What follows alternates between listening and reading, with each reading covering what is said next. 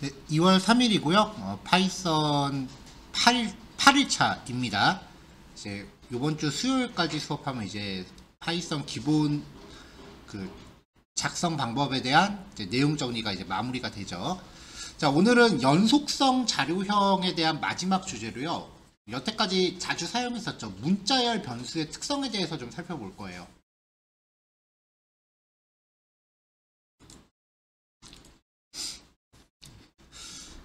얼마 전부터 제가 여기 학습 목표 부분을 갱신하는 거를 지금 계속 놓치고 있어서 학습 목표는 지금 안 보셔도 되고요. 네, 학습 내용. 자, 오늘 볼 거는 이제 문자열에 대해서 좀 더 디테일하게 살펴볼 거고요. 그 다음에 문자열 포매팅이라 그래서 이제 문자열 내용을 구성하는 방법. 그리고 마지막으로 문자열 관련 함수에 대해서 살펴볼 거예요. 기본적으로 문자열은 이따가 또 얘기하겠지만 문자열은 문자 배열이에요. 이 배열이라고 하는 게 우리가 공부한 내용 중에는 리스트에 대응돼요. 그러니까 글자들이 리스트처럼 타닥타닥 모여 있는 게 우리가 일반적으로 쓰는 문장들이에요. 글자들의 모임이라는 거죠. 이거를 염두하고 내용 들어가시면 됩니다. 자, 일단 문자열부터 살펴봅시다. 자, 뭐 여태까지 많이 썼지만 문장을 표현하는 글자들의 모임을 값으로 갖는 변수예요. 이걸 표현하기 위해서는 쌍따옴표나 헛따옴표의 쌍으로 문장을 감싸셔야 됩니다.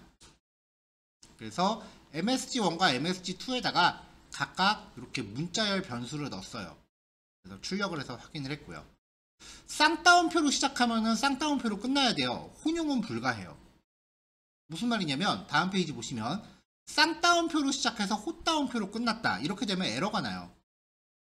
이런 식의 사용은 불가능하다라는 거.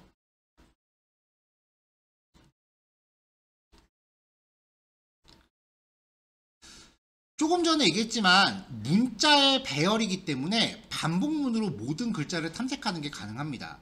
우리가 예전에 렛이 아니구나. A는 10, 20, 30 이렇게 있을 때 포문에다가 I in A 라고 하면은 이 A가 리스트의 원소 하나하나가 된다라는 걸 살펴봤었죠. 근데 이 리스트가 이렇게 문자열 형태로 있는 거예요. 그러면은 이때는 요 I가 하나하나의 글자가 돼요.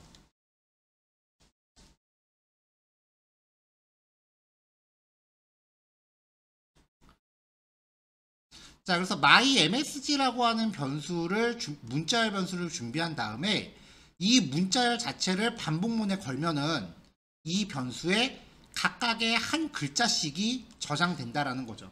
그래서 출력하면은 매번 이렇게 한 글자씩 출력을 합니다.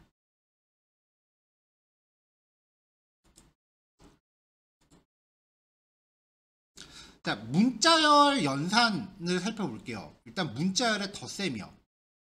문자열끼리의 연산은 덧셈만 가능해요. 다른 건 안 돼요. 문자열 간의 덧셈은 문자열을 연결합니다. MSG1이 헬로고 MSG2가 파이썬이면 MSG1 더하기 또 문자열이죠. 쉼표에 띄어쓰기 하나예요. 플러스 MSG2라고 하면은 이 모든 것들을 하나로 결합한 문장이 완성된다는 거예요.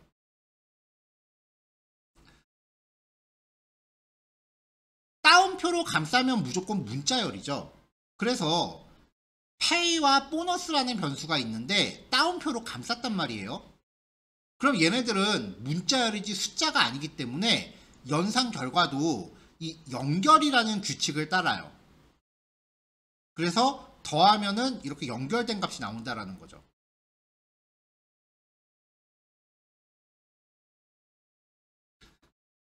문자열과 다른 데이터 타입의 덧셈은 불가능합니다. 문자열 플러스 그 밖에 숫자라든지 불린이라든지 그런 다른 타입을 더하면은 에러가 나요.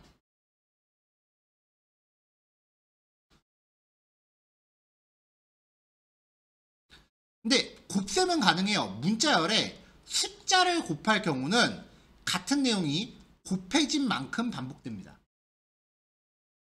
그래서 name이라는 변수에 5를 곱하면은 이 name이 담고 있는 내용이 5번 반복되는 거예요. 문자열끼리 곱셈은 안 돼요. 이건 에러납니다.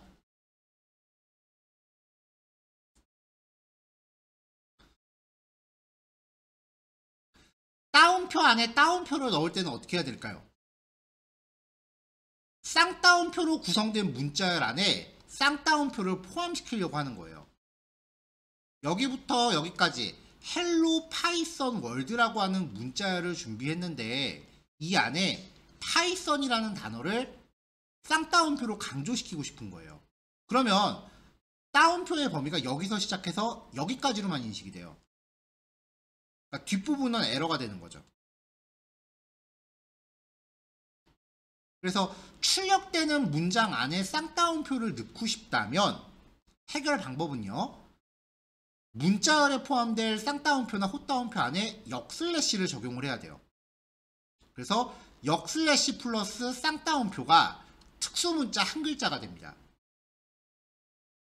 그래서 전체 문자열 안에 포함될 수 있고요. 출력할 때도 쌍따옴표가 그대로 출력이 됩니다. 자, 이렇게 생긴 특수문자에 대해서 좀 얘기를 해보죠. 이스케이프 문자라고 해요. 문자열에 포함되는 특수문자인데요. 터미널 혹은 프린터. 터미널이라고 하는 거는 요거예요, 요거. 명령어 입력하는 거. 예전에 이렇게 해서 명령어 입력하는 거 해봤었죠. 요 환경을 터미널이라고 해요. 여기에서 쓰거나 아니면은 프린터에서 줄바꿈이나 탭 이동과 같은 동작을 처리할 때 써요. 그냥 특수문자라고 기억하시면 됩니다. 역슬래시와 기호 혹은 글자를 조합해서 한 글자를 이룹니다. 역슬래시가 뭐냐면요. 요거예요, 요거. 키보드 엔터키 있는데 보면은 이게 원 표시 있죠? 이게 원 표시가 아니고 얘가 역슬래시예요. 이 역슬래시가 사용 중인 글꼴에 따라서 표시되는 모양이 달라요.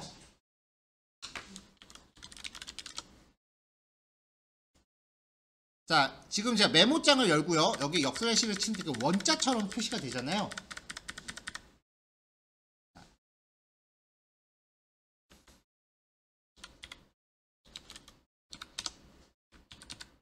파워포인트로 해볼까요?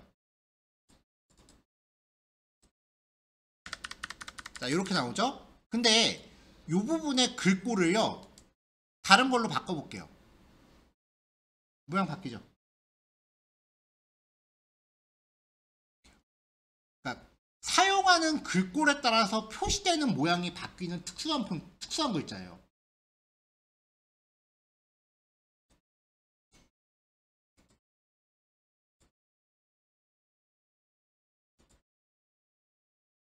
얘는 원표시라고 안 읽습니다. 역슬래시라고 하는 거예요.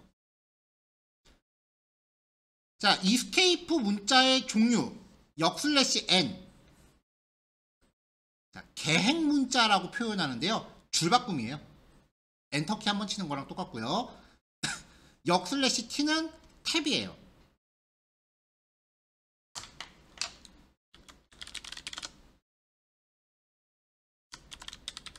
글자를 쓰다가 탭키를 한번 딱 누르면은 한 번에 띄어쓰기 한 4글자 정도 되는 것처럼 이렇게 띄어져요.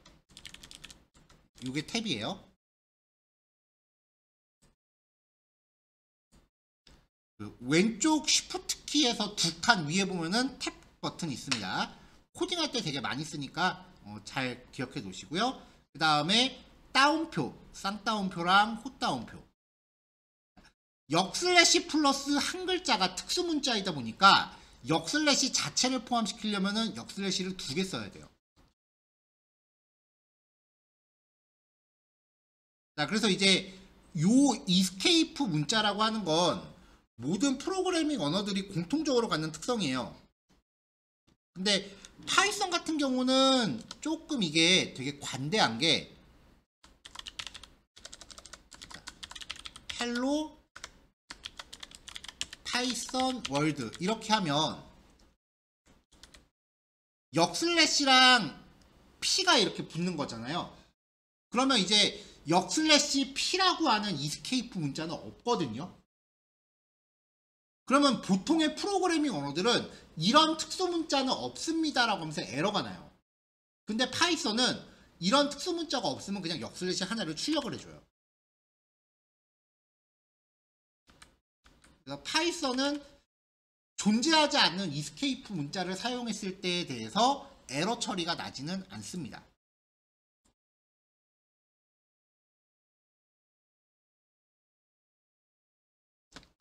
자, 그래서 이제 이스케이프 문자 쓸 때 쌍따옴표를 썼는데 그 안에 쌍따옴표를 넣고 싶으면 역슬래시를 붙여서 넣어야 된다. 출력할 때 쌍따옴표가 출력되고요. 헛따옴표를 사용했을 때 그 안에 헛따옴표를 넣고 싶으면 역슬래시를 붙여야 된다라는 거고요. 역슬래시 n을 사용하면은 그 자리에서 줄바꿈을 합니다. 요거 되게 많이 써요.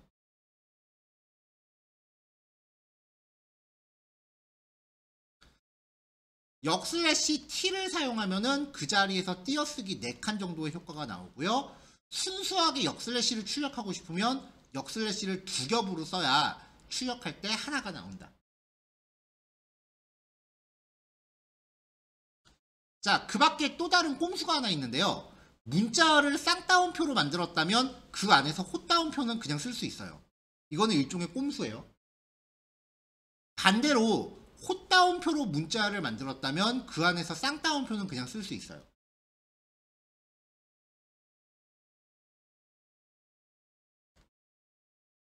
파이썬 같은 경우는 문자열을 사용할 때 쌍따옴표나 헛따옴표를 같이 쓸 수 있어요. 근데 아마 여러분들이 학교 수업하면서 이제 공부하게 되는 프로그래밍 언어가 크게 파이썬, C, C++, 자바 아마 요 정도까지 할 텐데 파이썬을 제외한 다른 프로그래밍 언어는 무조건 쌍따옴표만 써요.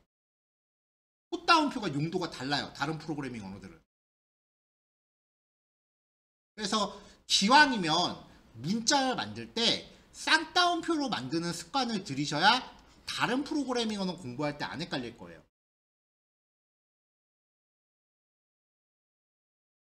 물론 이건 이제 이쪽 전공이신 분들에 한해서 해당되는 얘기긴 합니다.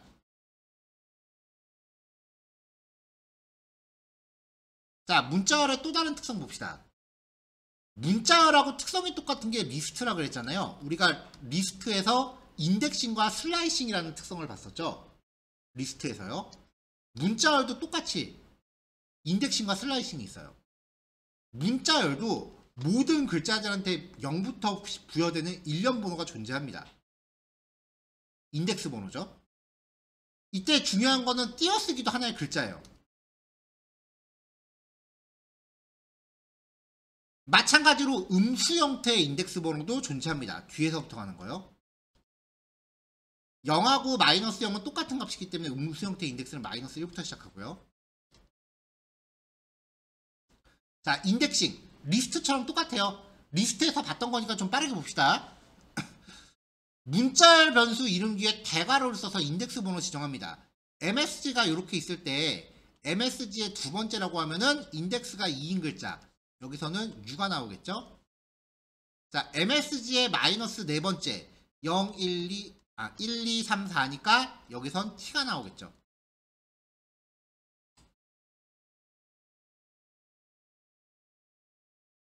자, 그래서 여기서 지금 Life is too short, you need Python 이라는 문자열을 준비했어요. 이 말을 파이썬 창시자가 한 말이에요. 그래서 대부분 파이썬 책들이 문자열 예제를 요 문장으로 많이 해요. 0, 1, 2, 3 세 번째 글자는 2네요. 자, 그 다음에 마이너스 세 번째 마이너스 1, 마이너스 2, 마이너스 3이니까 H가 나오겠죠. 존재하지 않는 인덱스 번호를 쓰려고 그러면 에러가 납니다.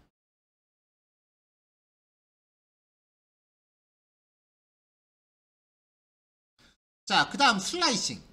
구간 지정하는 방법이라 그랬죠. 대괄호 안에 시작 위치와 끝 위치를 콜론으로 구별하면 되죠. 자, 예를 들어서 네 번째부터 8번째까지라고 하면 4번째랑 8번째인데 파이썬에서 끝 위치를 나타내는 거는 무조건 그 전까지라고 얘기했습니다. 헷갈리면은 끝이치 왼쪽 것까지라고 이해하면 된다고 했어요. 마이너스 11번째부터 마이너스 7번째까지, 마이너스 11번째부터 마이너스 7번째, 무조건 왼쪽 것까지예요. 그러면 요 두 개가 전부 need라는 내용이 출력이 되겠죠.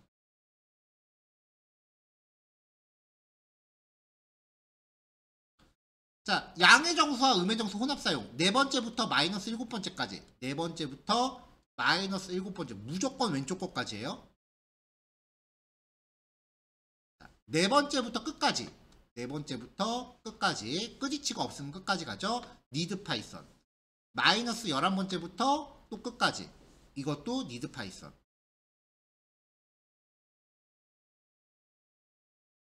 시작 위치가 없고 끝 위치만 지정하면 처음부터 지정된 위치, 근데 무조건 왼쪽 것까지라 그랬죠. 그럼 you need.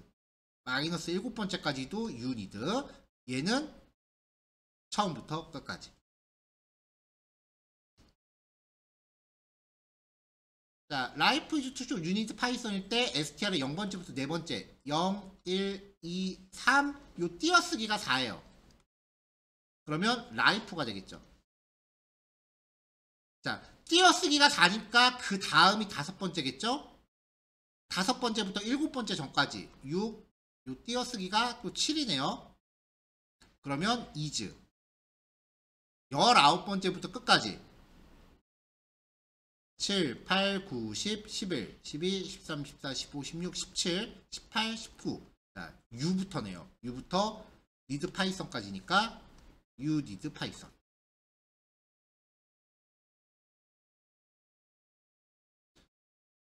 처음부터 17번째까지. 자, 여기 Y가 19번째였고요. 그러면 그 전에 띄어쓰기. 쇼트, 쉼표, 띄어쓰기 Y인데 여기서 Y가 19번째였고요. 그럼 띄어쓰기는 18번째, 쉼표는 17번째예요. 처음부터 17번째 전까지니까 처음부터 쉼표 전까지가 되겠죠. 얘는 전체 19번째부터 마이너스 7번째 전까지.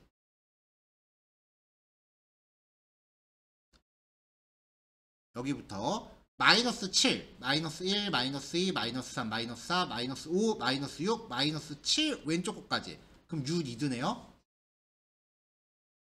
자, 7번째부터 5번째까지. 이거는 말이 되나요?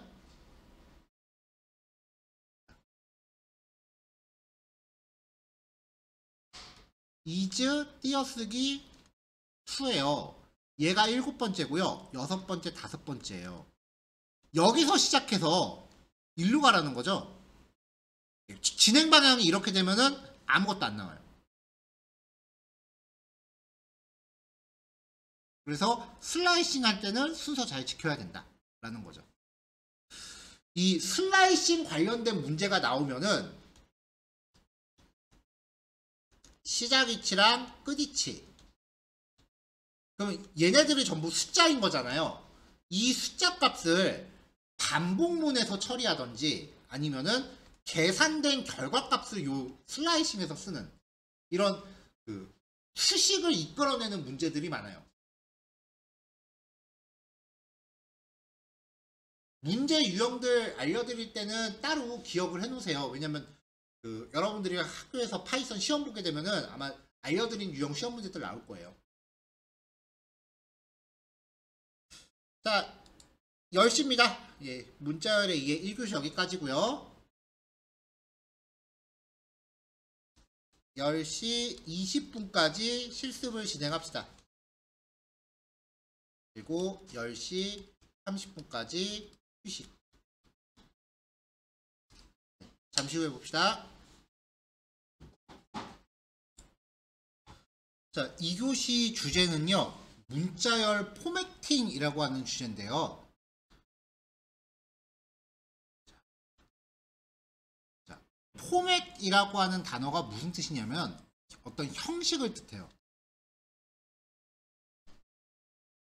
그래서 보통 이제 영상 포맷, 오디오 포맷 혹은 문서 포맷, 문서 포맷이라고 하면 이제 어떤 내용을 작성하는데 기본적인 틀이 잡혀 있는 걸 뜻해요. 예를 들면 이력서 양식 같은 거, 그런 것들을 이제 포맷이라고 합니다.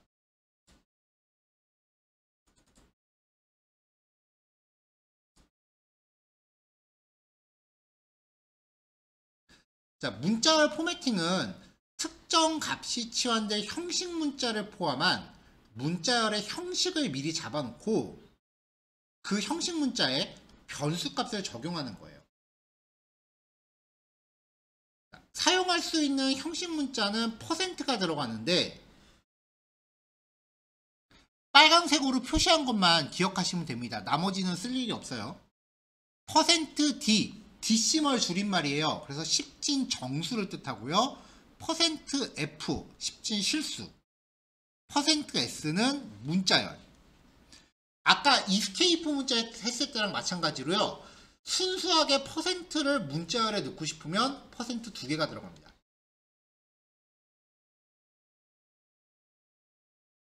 자, 기본 사용 방법 봅시다. 여태까지 그 앞에 예제들에서 아름아름 한두 번씩 나왔었어요. 형식 문자를 포함한 문자열이 먼저 필요해요. 나는 %d세입니다. 뭐 이렇게 해놓고요. 여기에 % 연산자를 써서 치환할 값을 지정해 주면 돼요. str % 연산자 걸고 20이라고 하면은 뒤에 있는 이 숫자 값이 %d 자리를 메꾸는 거죠. str이라는 변수를 만들지 않고 그냥 직접 이렇게 갖다 붙이는 것도 가능합니다. 이 자리에 들어가는 거예요. 만약에 문장 안에 형식 문자가 두 개가 있다면 이 두 개를 치환할 값을 괄호로 묶어줘야 돼요. 그러면 하나씩 순서대로 가서 치환을 합니다. 어렵지 않죠? 자, 나는 %d1을 갖고 있다 라고 한 다음에 거기다가 만을 갖다 놓으면은 str1에 저장되는 최종 문장은 나는 10,000원을 갖고 있다가 되는 거예요. 123.456789 라고 하는 소수점 자리를 갖는 실수를 잡아 놓고요. %f 라고 한 다음에 얘를 갖다 놓으면은 456789 이렇게 출력이 되죠. 소수점 뒷자리까지요.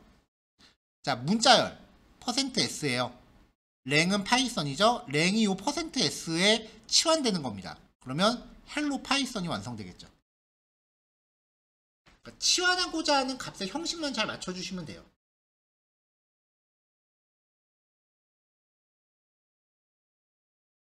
형식 문자가 2개 이상인 경우 치환할 값이나 변수를 괄호로 묶어주면 돼요. 자, %s 날짜는 %d, %d, %d 총 4개가 필요한데 앞에 거는 문자열이어야 하고요. 나머지 3개는 정수값이면 되죠. MSG1에는 정모 날짜는 2023년 1월 1일입니다. 그 다음에 MSG2는요. 다시 한번 요 포맷을 갖다 써서 약속 날짜는 2023년 3월 5일입니다. 가 되겠죠. 자, 이런 거를 이제 포맷이라고 합니다. 혹은 다른 말로 그 틀이라는 의미의 템플릿이라는 표현을 쓰기도 해요.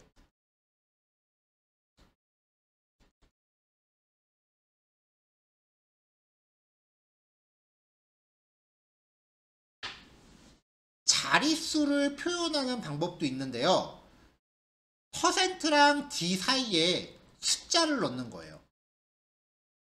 그러면 지금 5가 들어가 있죠? 출력되는 숫자를 5자리로 맞추고 오른쪽 정렬시켜요.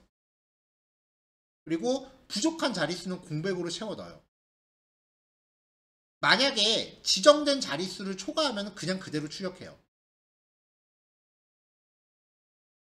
자, %10d라고 되어 있을 때 그럼 얘는 요 안은 무조건 10자리가 되는 거예요. 근데 지정된 숫자는 지금 6자리거든요. 그러면 앞에 공백 4개가 붙는 거죠. 자, %05D라고 하면은 전체 5자리를 만들되 부족한 자릿수의 0을 채워넣어요. 0 이외의 다른 숫자는 못 씁니다. 왜냐면은 나는 1을 채워넣고 싶다. %15D라고 하면은 이게 부족한 자리를 1로 채워넣으라는 건지 전체가 15자리인 건지 구별이 안 되잖아요. 그래서 0밖에 안 돼요. 자, 그래서 %010D라고 하면은 전체 10자리예요. 마찬가지로 아까처럼 6자리 숫자 값을 갖다 넣으면은 앞에 빈자리에 공이 4개가 붙겠죠.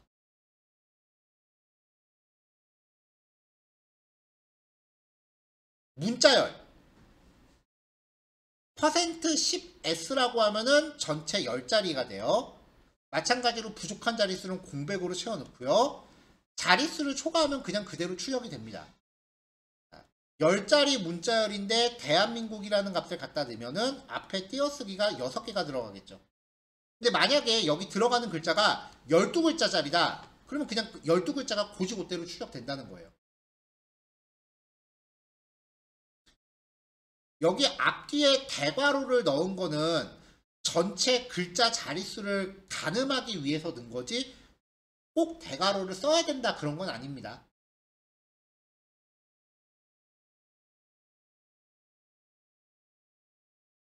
자, 이번엔 소수점이에요. %0.3F 전체 자릿수 제한 없이 소수점 셋째 자리까지. 그 다음 %10.3F 출력되는 전체 글자 수를 10자리로 처리하고요. 그중 소수점 이하 값을 셋째 자리까지로 제한합니다. 마찬가지로 부족한 자릿수는 공백으로 채워놓고요. 전체 출력은 오른쪽에 정렬되고요. %10.3F라고 했는데 여기에다 만약에 31.456이라고 하면은 앞에 띄어쓰기가 하나, 둘, 셋, 넷, 31.456이 돼요. 앞에 지금 띄어쓰기가 몇 개 들어갔죠? 4개 들어갔죠.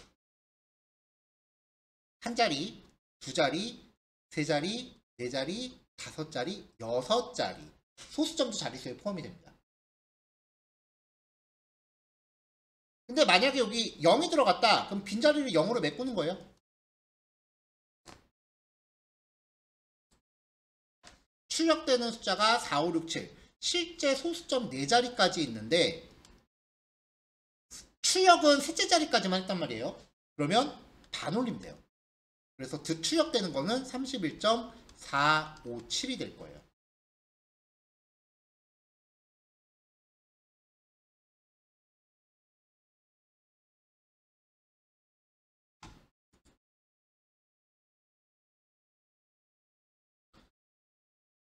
실습을 위한 변수에 1, 2, 3, 4, 5.6789입니다. 여기에 0.3F라고 하면은 그냥 다 출력을 하되 무조건 소수점 셋째 자리까지만 표현하라는 거예요. 그러면 알아서 반올림이 돼요. 679가 나왔죠? 자, 10.3F라고 하면은 소수점 셋째 자리까지 반올림 되겠죠? 그리고 전체 글자는 10글자래요. 하나, 둘, 셋, 넷, 다섯, 여섯, 일곱, 여덟, 아홉. 그럼 앞에 띄어쓰기 하나 붙겠네요. 근데 10 앞에 0이 붙으면 출력되는 값에 빈자리를 0으로 메꾼다.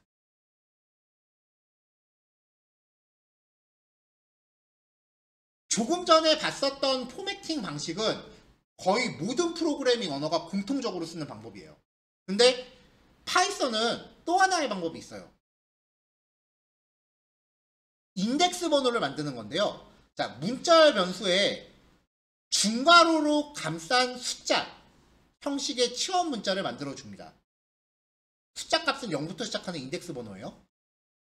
0, 1이 됐죠. 이게 치환 문자예요. 치환 문자를 포함한 문자열 객체에 대한 포맷 메서드. 메서드 이퀄 함수라고 그랬어요. 함수한테 치환 문자에 적용될 값을 인덱스 순서에 맞춰 파라미터로 설정한다. 파라미터가 함수에 전달되는 조건값들이죠. 얘가 0번째고 얘가 1번째예요. 그러면 FMT라고 하는 문자열에 괄호하고 0번째 2000이 세팅되고 1이라는 곳에는 1이 세팅됩니다. 그래서 RST라고 리턴되는 이 문자열 변수는 이 과자는 2000원입니다가 됩니다. 자, 이 포맷이라는 함수를 쓰는 방법은 데이터 타입을 구별하지 않아요. 퍼센트 붙는 거는 정수인지 문자열인지 실수인지를 구별하는데 이 방식은 그냥 자릿수만 맞으면 돼요.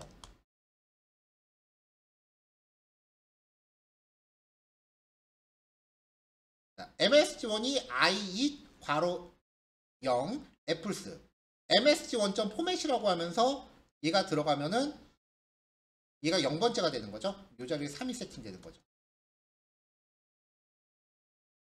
0, 1, 2, 3 0번째, 1번째, 2번째, 3번째요. 순서대로 맞추면 돼요.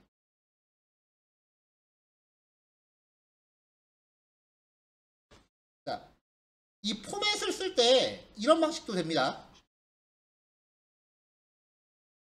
MSG2 그 다음에 1, 2, 3은 0입니다.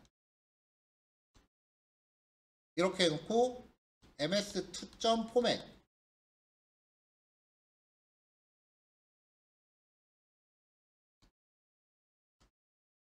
종강일 2025 2월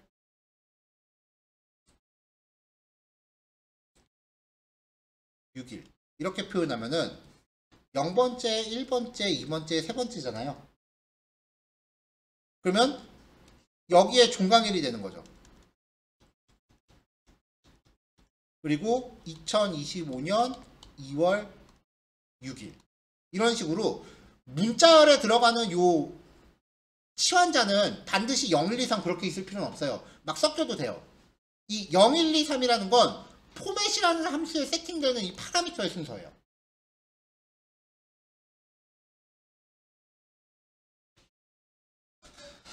숫자로 처리하는 게 헷갈린다면 아예 처음부터 나만 식별할 수 있는 이름을 정해주는 방법도 있습니다.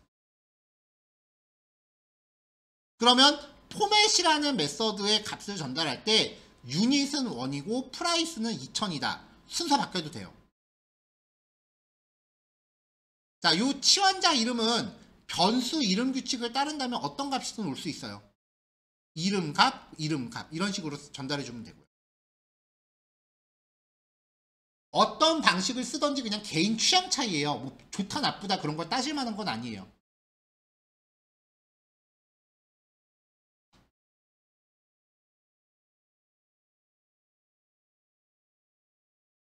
자, name은 YY년 MM월 DD1입니다. 자, MM이 10, name은 종강일, DD는 20, YY는 2023. 그럼 종강일은 2023년 10월 20일입니다가 되겠죠? 혼합 사용도 됩니다.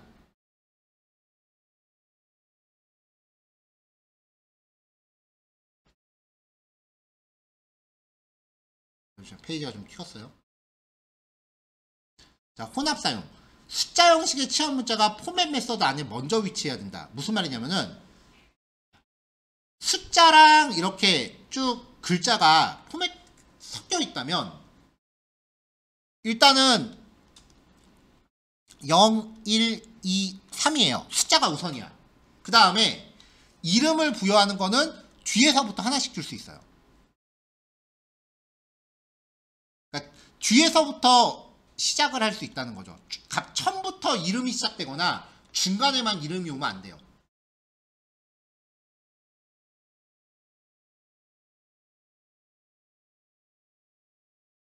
자, 뒤에 한 번 더 나오네요. 자, 혼합 사용 방법.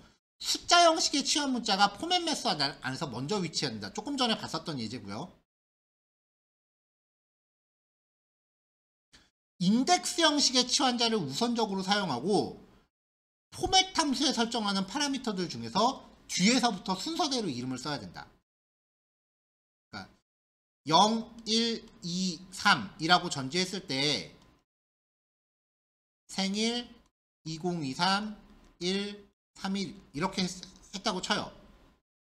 그러면 얘는 이름을 줄 수 있어.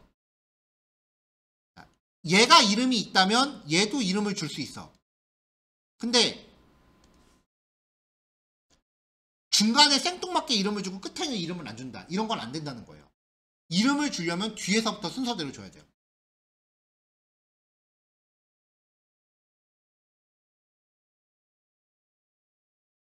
자, 0번째, 1번째, 2번째죠. 1번째 값, 좋은, 네임은 교과서는 이 책입니다. 헷갈리죠, 좀? 그래서 이렇게 섞어 쓰는 방식은 저는 그렇게 권장하지는 않아요. 쓰려면은 그냥 숫자만 쓰던지 아니면 아예 이름만 다 쓰던지 한 가지로 통일해서 쓰는 게 혼란을 줄일 수 있어요.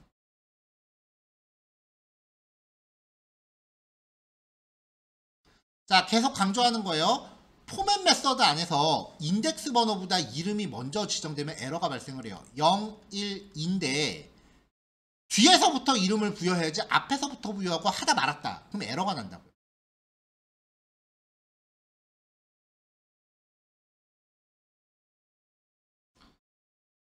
자, 요번에는 소수점 처리하기예요. 0번째 형식이 실수다. 1번째 형식이 0.3F. 콜론 한 다음에 F가 들어가면은 얘는 그냥 소수점 자릿수를 그대로 다 출력하고요. 1번째 콜론 소수점 셋째 자리까지. 그러면 소수점 셋째 자리까지 표현하는데 마찬가지로 반올림을 합니다.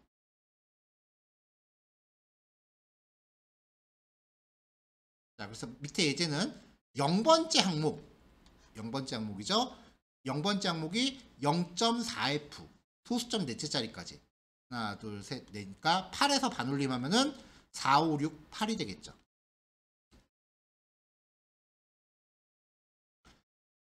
방법이 되게 많아요. 근데 일반적으로는 맨 처음에 봤었던 퍼센트 방법, 이 방법을 쓰는 사람들은 이것만 쓰고요. 그 다음에 포맷 함수 방식을 쓰는 사람들은 이것만 쓰는데 대체로 숫자로만 들어가는 거 요거를 더 많이 쓰니까 뒤에 나오는 것들은 쭉 읽어보시고 그냥 알 것 같으면 굳이 정리 안 하셔도 상관없을 것 같아요. 근데 이건 제 개인적인 생각이에요. 왜냐면 제가 퍼센트 방식 아니면은 그냥 싹 다 숫자로 쓴 방식 요거밖에 안 쓰거든요. 섞어서 쓰려고 하니까 오히려 더 헷갈리더라고요. 자, 여기까지가 이제 문자열 포맷입니다. 생각보다 실습 판량이 좀 많을 거예요. 11시 20분까지 실습, 11시 30분까지 휴식하시면 될 것 같아요. 좀 이따 봅시다. 자, 마지막 단어는 이제 문자열하고 관련된 함수들입니다. 그래도 좀 파이썬 자체가 좀 익숙해졌는지 실습 열심히 하시는 분들은 처음에 시작했을 때보다는 손이 좀 빨라졌어요. 이게 단순히 타자 치는 게 빨라졌다라는 의미가 아니고요. 개발자한테는 이 코딩을 얼마나 능숙하게 하느냐 결국은 생산성하고 직결되는 문제이기 때문에 코드를 얼마나 능숙하게 작성하느냐가 굉장히 좋은 발전이라고 보시면 돼요. 그래서 그 코딩 연습하시려면은 어느 정도의 영타 연습을 좀 해두시면 좋아요.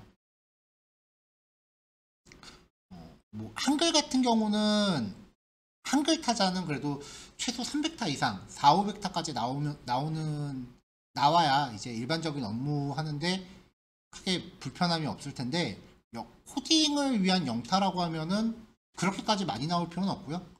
한 200타 정도 생각하시면 될 것 같아요.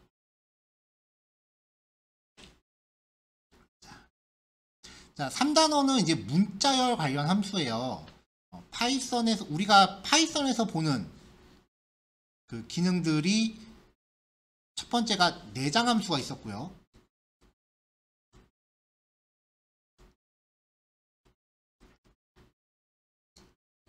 그 다음에 두 번째가 메서드가 있었죠.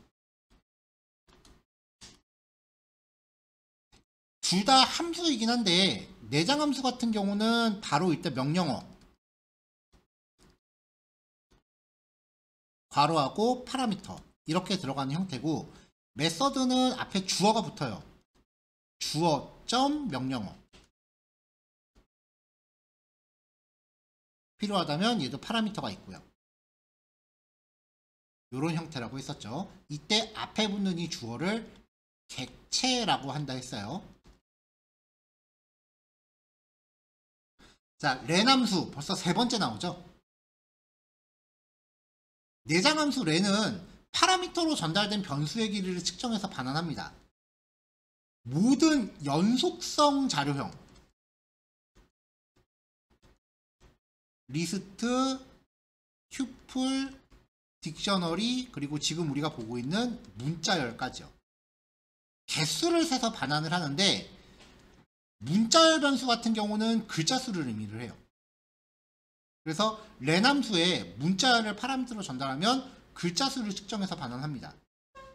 공백, 특수문자, 쉼표, 마침표 등도 한 글자를 차지한다는 거 기억하시고요. mystr이라고 하는 변수에다 hello python이라고 넣었어요. 렌 함수한테 파라미터로의 mystr을 주면은 하나, 둘, 셋, 넷, 다섯, 여섯, 일곱, 여덟, 아홉, 열, 열하나, 열둘, 총 12글자라는 숫자를 반환을 합니다. 함수라고 하는 건 이렇게 리턴 값이 있다라고 했을 때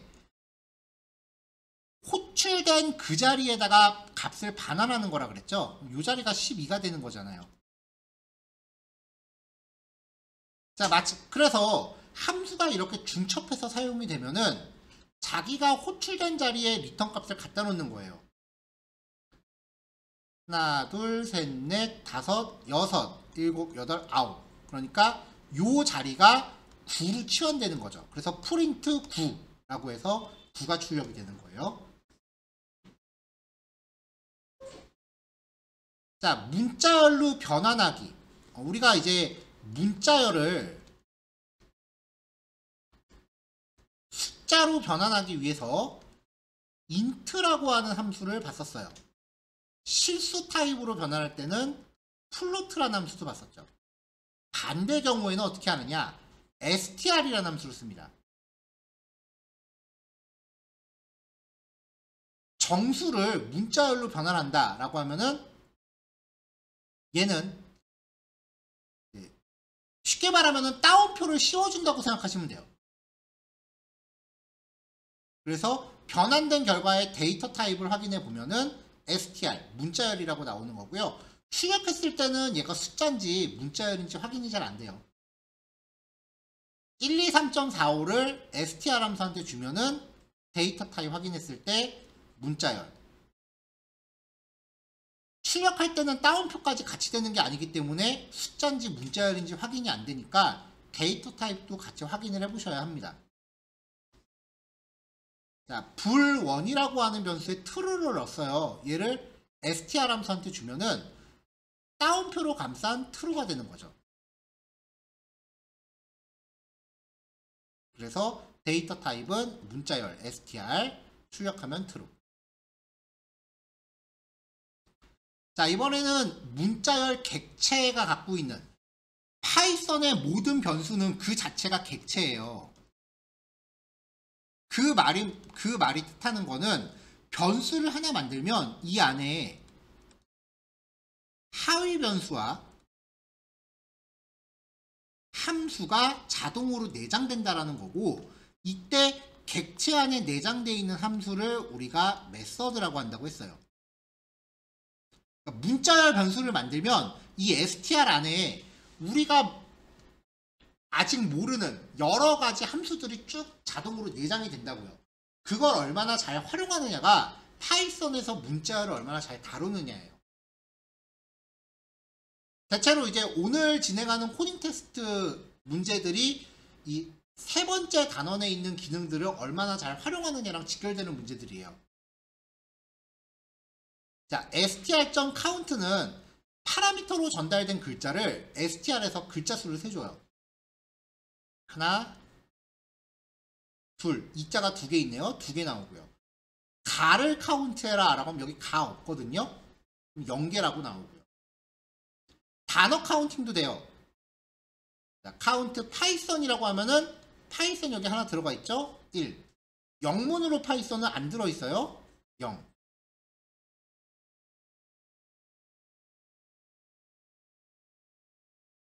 자, 요번에는 이제 메시지라는 변수에 내가 좋아하는 것에만 집중하기로 했다라고 이제 변수를 잡았고요. find는 특정 글자나 단어가 처음 나타나는 위치를 조회합니다. 여기서 위치라 하면 인덱스예요.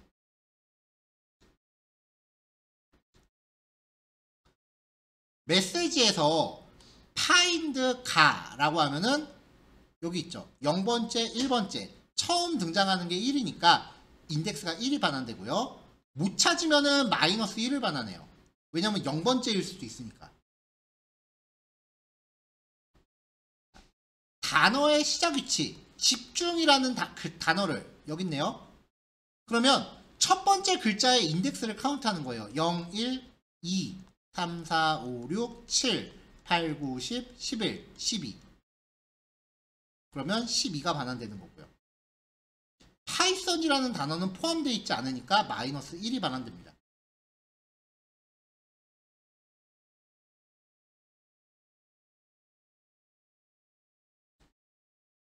특정 글자나 단어가 마지막으로 나타나는 위치 조회. alfind라는 함수를 써요. 리버스 파인드예요. 4라고 하는 글자를 뒤에서부터 찾는 거예요. 근데 인덱스는 처음부터 세요. 0, 1, 2, 3, 4, 5, 6, 7, 8, 9, 10, 11. 11이네요. 자자는 안 들어있어요. 마찬가지로 마이너스 1. 자, 센텐스.alpha인드 사람. 자, 여기 좀 지우고. 뒤에서부터 사람이라는 단어를 찾아요. 여기죠? 마찬가지로 첫 번째 글자의 인덱스를 카운트해요. 아까랑 똑같죠? 11. 인간이란 글자는 단어는 없으니까 마이너스 1.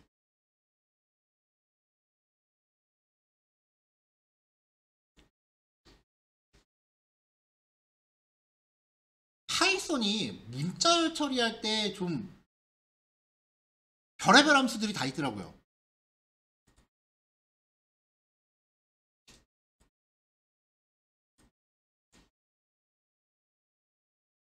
스타트 위드는요, 이 str에 저장되어 있는 문자열이 요 내용으로 시작하는지를 판단해줘요. 대문자 L로 시작하는 거 맞으니까 true. 소문자 L은 아니죠. 대소문자 구별합니다. 그래서 소문자 L은 fails. life라는 단어, 첫 글자 life, 첫 단어 life 맞죠? true. 소문자 life는 아니죠? fails. 코딩을 할 때 대소문자를 엄격히 가리거든요. 잠깐 딴 얘기 좀 할까요?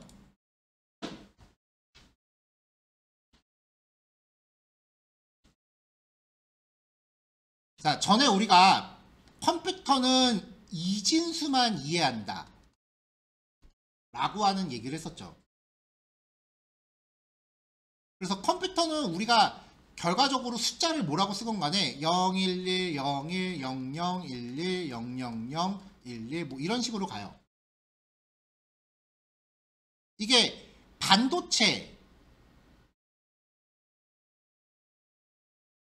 반도체가 이렇게 계속 이렇게 자잘자잘하게 쪼개지는데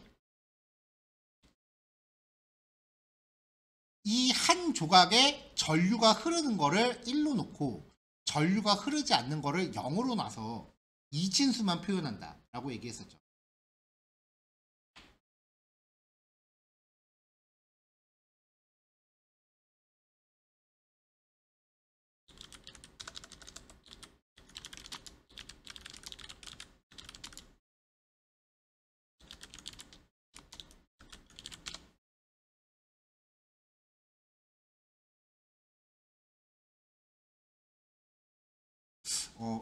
유튜브 쇼츠에서 그런 게 조금 나왔었는데, 이 반도체라고 하는 게 점점 이렇게 이 웨이퍼라고 불리우는 원판을 작게 쪼개는 게 이제 기술이다 보니까 이거를 너무 미세하게 쪼개서 전류가 흐르고 안 흐르고가 딱딱 떨어져야 되는데 이걸 너무 미세하게 작업을 하다 보니까 이게 요 쪼갠 게 이제 두께가 요만할 때는 전류가 흐를 때와 흐르지 않을 때가 딱딱 명확히 구별이 됐었는데, 요즘은 이걸 너무 미세하게 쪼개다 보니까 전류가 흐르지 않아야 되는 상황에서도 미세하게 전류가 흐르는, 그래서 반도체 공정이 이제 양자역학의 영역으로 넘어갔다, 뭐 이런 유튜브 쇼츠들 요즘 가끔 돌아다녀요.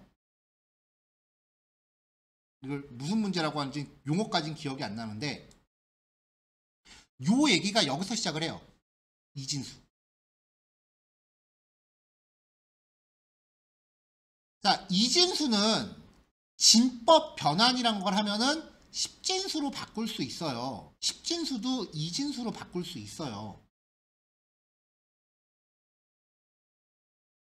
근데 우리가 컴퓨터를 쓰면서 숫자만 쓸 건 아니잖아요.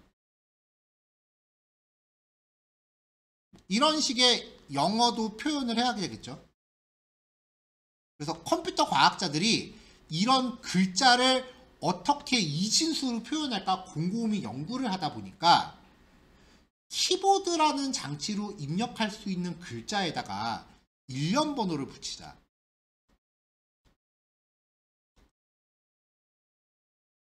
그러면 일련 번호를 붙이기 시작했더니 0번부터 255번까지 생기더래요, 글자가.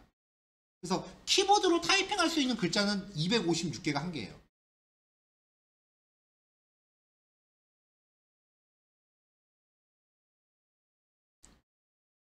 이렇게 모든 글자에 부여된 일련 번호 체계를 아스키 코드라고 해요.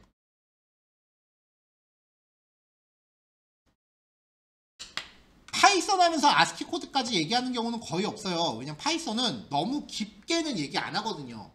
근데 다른 프로그래밍 언어들은 이거 얘기를 할 거예요. 인터넷에서 아스키 코드라고 이제 검색을 해보면 이미지로 가보죠.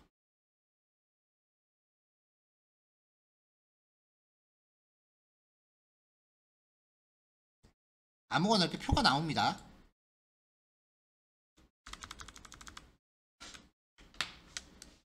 자, 그러면 10진수 65가 알파벳 대문자 A에 대응되는 거예요.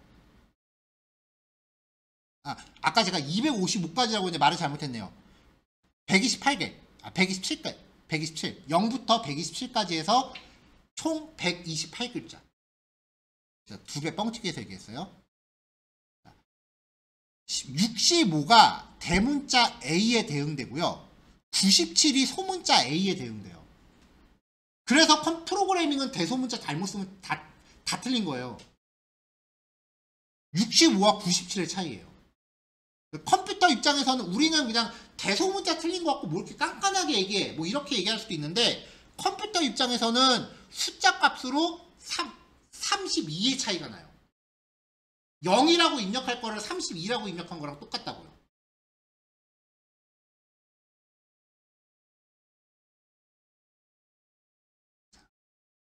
자, 이렇게 10진수 0부터 127까지를 이진수로 바꿔봤더니 127을 이진수로 바꾸면 이건 쉬워요. 하나, 둘, 셋, 넷, 다섯, 여섯, 일곱 이렇게 나와요. 즉 이진수 7개를 갖고 있으면 컴퓨터에서 쓸 수 있는 모든 글자를 표현할 수 있대요. 그래서 그때부터 이 방식을 안시라고 부릅니다. 컴퓨터에서 안시라는 용어는 대부분 표준이라는 뜻이에요. 근데 이거는 영어밖에 안 돼요. 우리는 못 써요. 그래서 앞에 이진수 한 개를 더 붙입니다. 그러면 앞에가 0일 때는 이거를 영어로 해석하고 1일 때는 한글에도 일련번호를 붙인 거야. 한글로 해석하자. 그래서 이거를 확장안시라고 불러요. 이진수 8개죠? 그때부터 이진수 8개 8비트입니다. 비트가 컴퓨터의 최소 용량 단위인 1바이트로 명명이 됩니다. 그래서 1바이트가 한 글자예요. 보통 전공하는 친구들은 이거 뭔지도 모르고 영어는 한 글자당 1바이트라고 외우고 졸업해요. 근데 이 방식을 한글에다 적용을 하면 기억. 끝이야. 한 글자니까. 이걸로는 우리 말 못 만들잖아요. 최소한 뒤에 뭐가 하나 더 붙어야 되잖아. 아니면 뭐가 더 붙던지. 그래서 한글은요. 최소 2바이트예요. 2개 이상의 글자가 조합돼야 되니까. 이거를 전공하는 친구들이 뭔지도 모르고 영어는 한 글자당 1바이트, 한글은 한 글자당 2바이트라고 외워갖고 졸업해요. 그리고 10년이 지나도 그거 뭔지 이해도 못하는 애들 태반이야. 자, 이 확장한 시에서 지금 영어하고 한글만 얘기했죠. 이진수라고 하는 거는 영어하고 1밖에 없으니까 지금 이 체계대로라고 하면은 영어하고 한글밖에 표현을 못해요. 그래서 확장안시는 국가별로 구별됩니다. EUC, KR, EUC, JP, EUC, CH 등등등.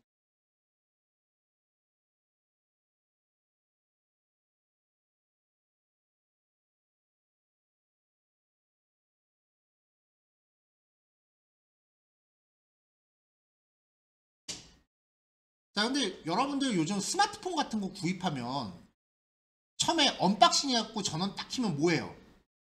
보통 이제 어느 언어로 쓸지 언어부터 세팅을 해요. 그 말은 스마트폰 하나가 다국어를 표현할 수 있다는 얘기죠. 근데 지금 우리가 본 거는 영어 플러스 1개 국어라고요.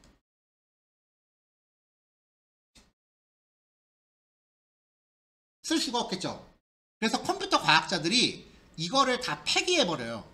폐기라고 하긴 뭐하고 그냥 저기 뒤쪽으로 밀어놓고 다국어를 표현할 수 있는 새로운 체계를 만들어요. 그게 UTF-8이라고 하는 체계예요. 얘는 국가별 언어를 따지지 않고 무조건 한 글자당 3바이트를 차지해요. 즉 3824, 이진수 24개가 한 글자를 구성한다는 거예요. 자, 이러한 체계를 인코딩이라고 합니다.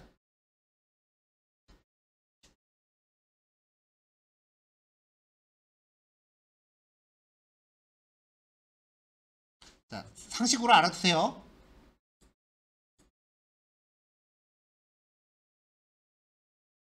자, 아까 스타트 위즈까지 봤고요. 이번에는 엔드 위즈예요. 특정 단어나 글자로 끝나는지를 봅니다. 자, str이 대문자 n으로 끝나는지 검사하는 거예요. 소문자죠? 대소문자 틀리는 건 다 틀린 거다라는 얘기하면서 아까 그 얘기를 한 거예요. 대소문자가 왜 다른 건지를 얘기한 거예요, 아까. 숫자로 치면은 32의 차이가 난다 그랬잖아요. 65가 대문자 A고요. 97이 소문자 A예요. 그럼 대문자 B는 66이고요. 소문자 B는 98이에요. 1씩 커져요. 그러니까 얘는 지금 소문자 N인데 대문자 N으로 검색하면 당연히 숫자 값이 다르니까 fails가 떨어지는 거죠. 소문자 N, true. 자, end with 파이썬. 자, 파이썬. 단어 완벽하게 일치하죠. 대소문자까지 다 일치해야 돼요. 소문자 파이썬은 아닌 거죠.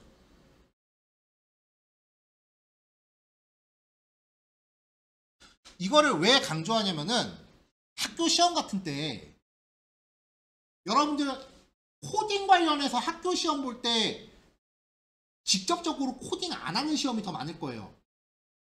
그냥 시험지에서 주관식으로 보거나 아니면은 다지선다로 시험 보는 경우가 태반이에요. 특히 그 대학교 저학년 1, 2학년 같은 경우는. 그러면은 주관식 문제 같은 경우에 답안이 분명히 이건데 이렇게 썼다. 그럼 그거 오답 처리된다고요. 교수님 대소문제 틀린 건데 봐주시면 안 돼요? 저는 대학 수업할 때 그랬어요. 그거 그대로 코딩해서 실행해보라고. 에러 나는지 안 나는지. 에러 안 나면 인정해주겠다고. 에러가 날 수밖에 없거든요. 대소문자 구별하니까.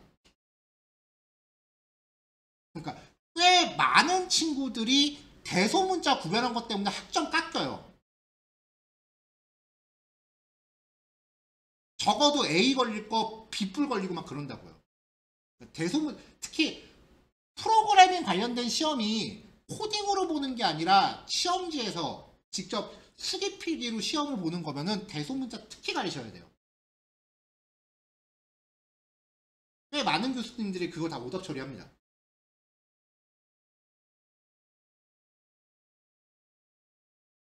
자, 나머지 내용 쭉 갑시다. 자, 테스트 3.is upper 대문자로만 구성됐는지를 검사합니다. 소문자가 하나라도 대문자 아닌 글자가 하나라도 끼어 있으면은 fails로 판단을 해요. 자, 밑에 hello, is up 하면 fails 뜨죠. 자, 반대되는 기능 is lower 소문자로만 구성되어 있으면 true.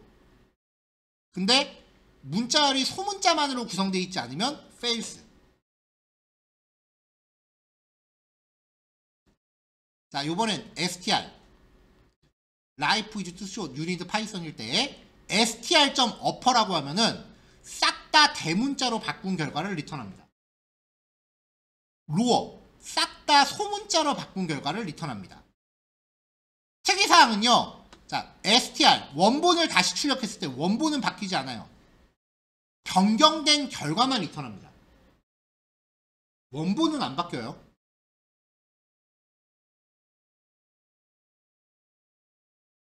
그래서 보통 뭐 아직 그 시험을 경험해 보시기 전인 분들도 계시겠지만 이 출력 결과 다 없고 일반적으로 이제 코딩에서 많이 나오는 문제 타입이 뭐냐면은 여기부터 여기까지를 지문으로 줘요. 그래서 1, 2, 3 위 코드에서 3번의 출력 결과를 쓰시오. 이런 식으로 시험지에서 문제를 내기 쉽다고요.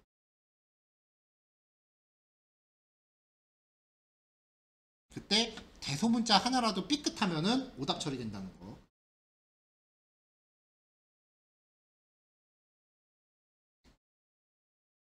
수압 케이스. 수압이라고 하는 게 교환이란 뜻이잖아요. 대문자는 소문자로, 소문자는 대문자로 바꿔줘요. 캐피탈라이즈. 첫 글자를 대문자로 바꿉니다. 나머지는 싹 다 소문자로 바꿉니다. 타이틀. 각 단어마다 첫 글자를 대문자로 바꿉니다. 여기서 말하는 단어는 띄어쓰기 기준이에요. 이 페이지는 그렇게 중요하진 않아요. 근데 대소문자 관련된 요 기능들은 얘네들을 알고 있어야지만 풀리는 코딩 테스트 문제들이 걸어 있더라고요.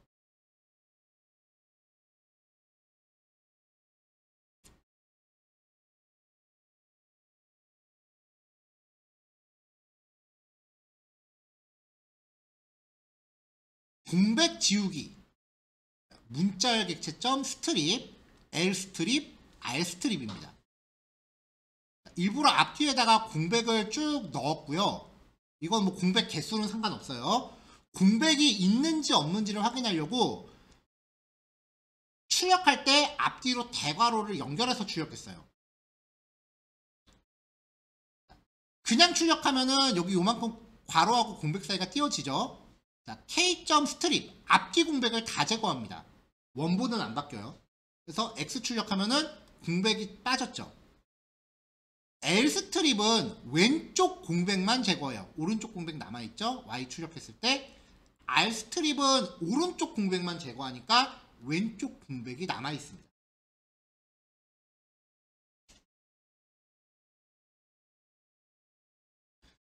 my 메시지가 헬로 월드예요. my 메시지.replace a b 라고 하면은 my 메시지에서 a를 b로 바꿔라요.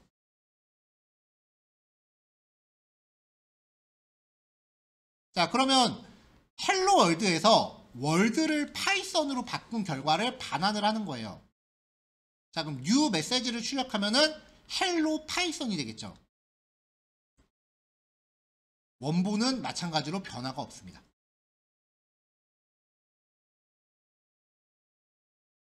자, 요거는 리스트에서도 한번 나왔던 건데요. 요 기능도 코딩 테스트에서 자주 나와요.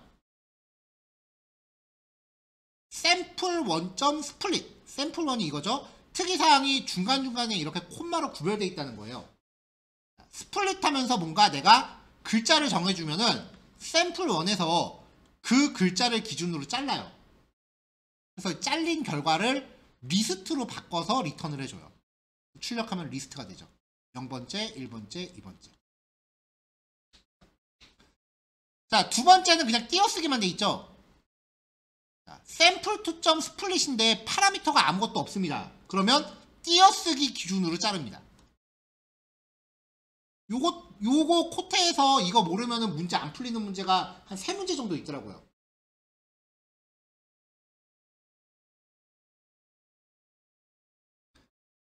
is numeric 테스트 1이 숫자로만 구성되어 있는지를 봅니다. 왜냐면 만약에 테스트 1이 A다. 이거를 테스트 2에다가 숫자로 바꾸고 싶어. 타이핑을 할게요. MSG는 input 숫자를 입력하세요 라고 해서 A는 int MSG print A 더하기 1000이라고 하면 내가 여기에서 500을 입력했다라고 하면은 이 500이라는 MSG는 사용자가 입력한 거는 무조건 문자열이었잖아요. 그러니까 얘를 정수로 바꿔야만 정상적인 연산이 가능하죠. 근데 만약에 여기다가 내가 500 이렇게 입력했다. 내지는 좀 잘 입력해 보려고 중간에 콤마를 하나 찍었다. 그러면은 얘는 숫자가 아니에요. 인트로 함수한테 전달했을 때 이 콤마 때문에 숫자를 못 바꿔요. 아니면 500 이렇게 입력했다고 치자고요. 그러면 int 함수로 숫자로 바꿔야지 라고 했을 때 여기서 에러가 나요. 왜냐면 MSG의 형식은 다 숫자로만 이루어져야 되니까. 그럴 때 이렇게 놓는 거죠. if msg.is numeric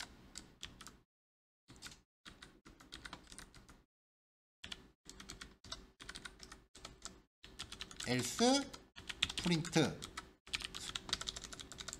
숫자만 입력하세요. 이렇게 되는 거죠. 이 is numeric이라는 함수는요. MSG라는 변수에 담겨있는 내용, 글자가 순수하게 숫자로만 구성되어 있는지를 판단을 해요.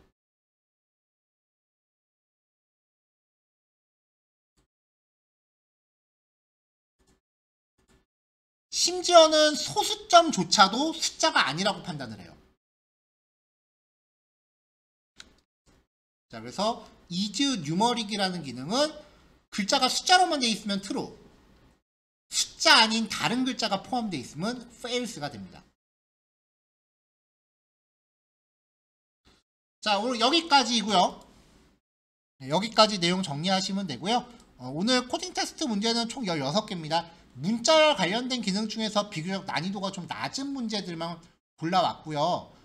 지금 프로그래머스에서 제가 그 입문 문제들을 이렇게 계속 진도에 맞춰서 제시해드리고 있는데, 코딩 테스트에 쓰이는 파이썬 기본 문법은 오늘 진도까지예요.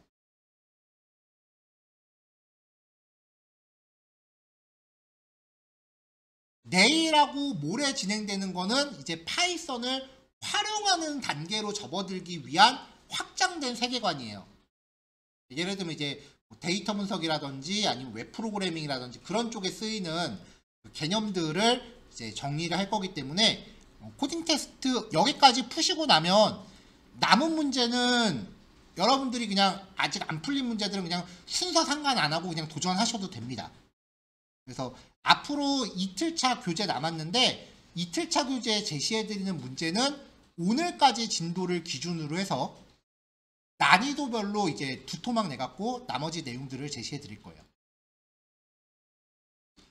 늘 그랬듯이 그 전에 알려드렸던 그 깃허브 페이지 들어가시면 프리코드 다 들어있으니까 내용 확인하실 분들은 페이지 접속하셔서 확인하시면 되고요. 그 다음에 질문이 있으신 분들은 해당 부분에 대해서 그 톡에다가 그 풀이 요청을 해주세요. 자, 실습 진행하시고요. 실습 다 되신 분들은 12시 20분부터 이제 퇴실하시는 걸로 할게요. 예, 여기까지 하겠습니다.